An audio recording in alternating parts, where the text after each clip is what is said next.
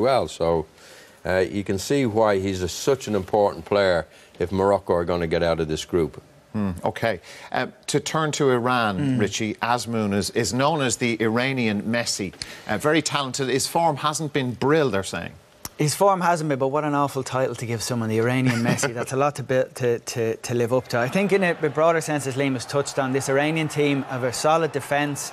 They're very tight, and in previous World Cup appearances, they've shown that where they've lacked is a cutting edge up front, and they're looking to this fella. He's 23 years of age to provide that. This is action. He was on loan at Rostov, did very well. He plays for Rubin Kazan. This is action from the Champions League.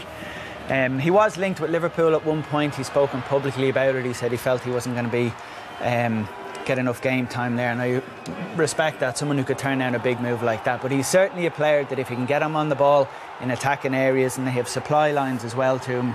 Jahan Baksh, they're expecting big things from him as well, as a top scorer in the Eredivisie. So they've added attacking threat into defensive solidity that they've brought to tournaments before, but the importance of this game is obvious. It's huge given the other two teams that make up this group.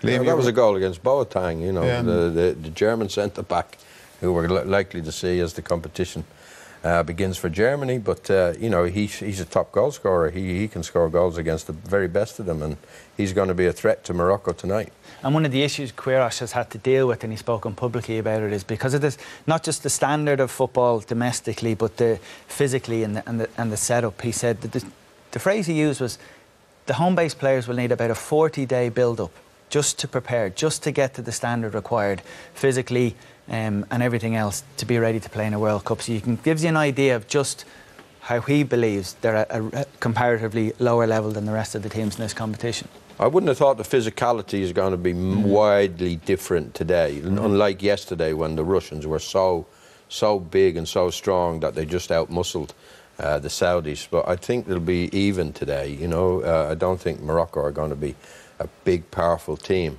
So if Iran are going to get something out of this group with Portugal and Spain, the games to come up, they need to get something today. Yeah, it's a big game for the two of them, isn't it?